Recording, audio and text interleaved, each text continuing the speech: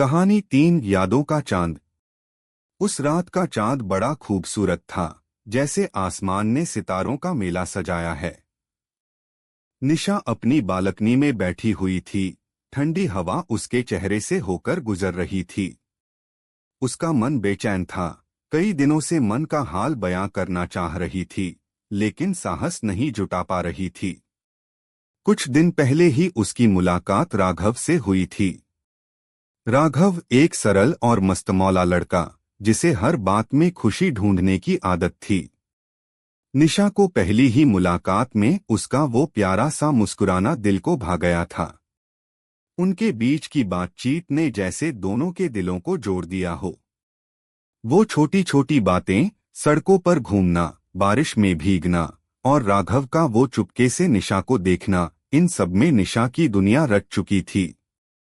पर निशा ने कभी अपने मन की बात राघव से कहने की हिम्मत नहीं जुटाई।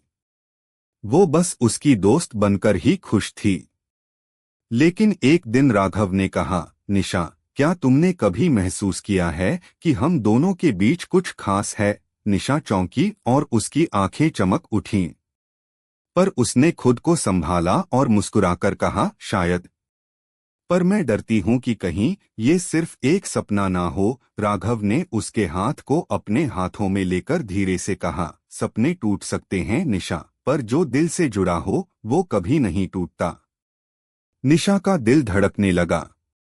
उसने साहस जुटाया और कहा, राघव, मुझे तुमसे प्यार हो गया है। ये शब्द जैसे उसके होठों से खुद ब खुद निकल गए। राघव की मुस्कान और उसकी गहरी निगाहें जैसे जवाब में ही सब कुछ कह रही थीं। इसके बाद उनके बीच की दोस्ती और भी गहरी हो गई।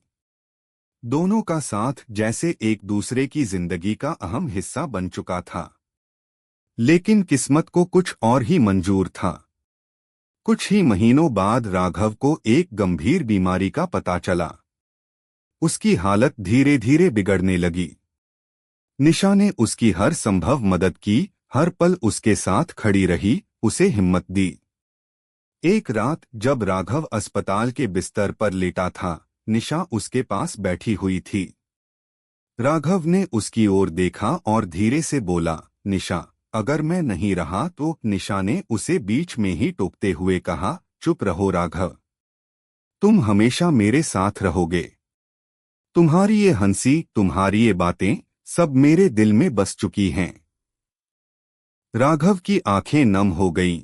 उसने निशा का हाथ कसकर पकड़ लिया। वो उसकी आंखों में देखता रहा और धीरे धीरे उसकी आंखें बंद हो गईं। निशा की आंखों से आंसू बह निकले, पर उसके होठों पर हल्की सी मुस्कान थी। उसे लगा जैसे राघव हमेशा उसके दिल में जिंदा रहेगा। आज भी निशा उसी बालकनी में बैठी चांद को निहारती रहती है। राघव की यादें उसकी जिंदगी का हिस्सा बन चुकी हैं। वो जानती है कि राघव अब कहीं नहीं, बल्कि हमेशा उसकी यादों में, उसके दिल के किसी कोने में जिंदा है।